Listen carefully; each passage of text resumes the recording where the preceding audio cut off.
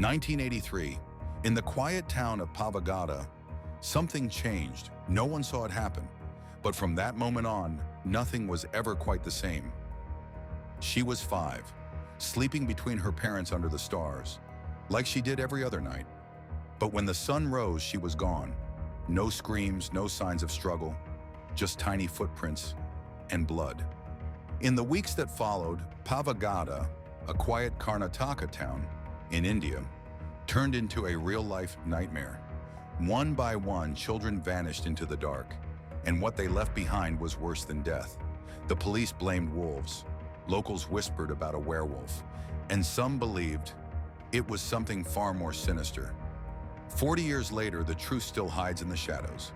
This is the mystery of Pavagada.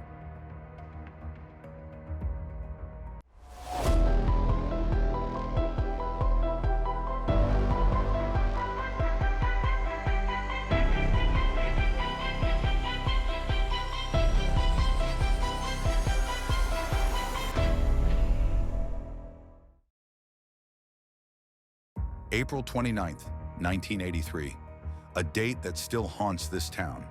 When 5-year-old Lakshmi vanished, nobody expected it to be anything more than a one-off tragedy. But what happened next shattered that illusion. Over the next few weeks, a terrifying pattern emerged. Children disappearing silently in the night, only for their bloodied clothes or body parts to turn up in fields nearby. Panic gripped the town. Schools shut down. Families kept watch all night. And yet, it didn't stop.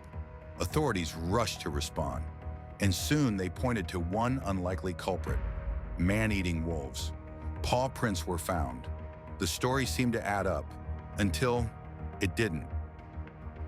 Not a single body had been dragged, something wolves always do with prey.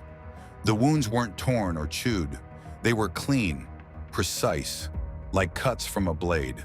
No bite marks, no missing organs. Some limbs had been severed, right at the joints. And the most unsettling part?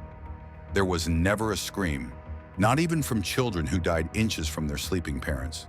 And then there was this. Every single victim was a girl. No boys, no adults. Just girls under the age of 10. Chosen, it seemed, for a reason. Wolves don't follow patterns. Predators hunt what they can. This was something else. Packs of wolves were hunted down, traps were laid, some animals were killed, and for a few days the panic eased. But that illusion shattered with the very next killing. No one expected it. Not when packs of wolves were being hunted down daily. It should have stopped. Somehow it didn't.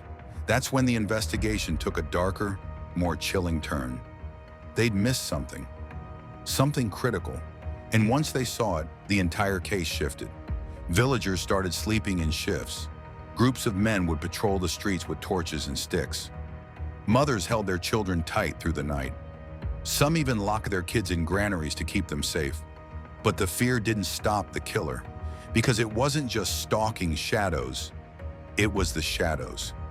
One girl was taken with her entire family just meters away.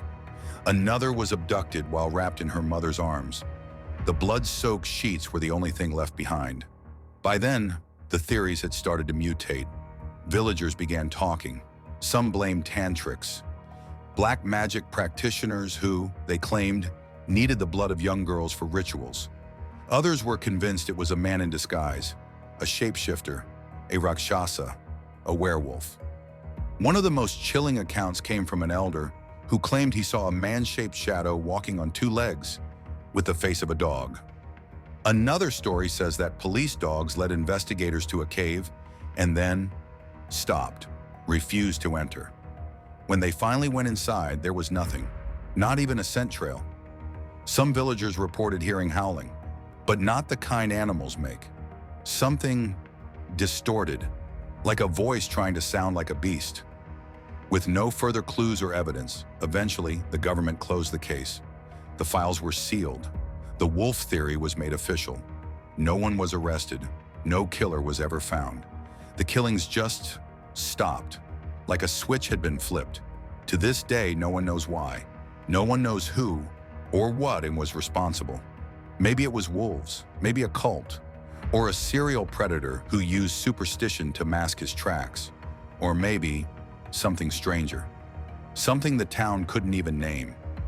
40 years later, people barely talk about it. Pavagada has moved on. Solar farms now stretch across the same lands that once saw unspeakable horror. But silence can be a second kind of death, and the truth, still buried, might be darker than the stories ever told. Because in the end, the scariest thing isn't the monster hiding in the dark, it's the silence that follows. Thank you for watching the video. If you want more stories like this, the forgotten, the unsolved, the ones left out of the history books, like, share, and subscribe. And remember, just because something is buried doesn't mean it's gone. See you all in my next video.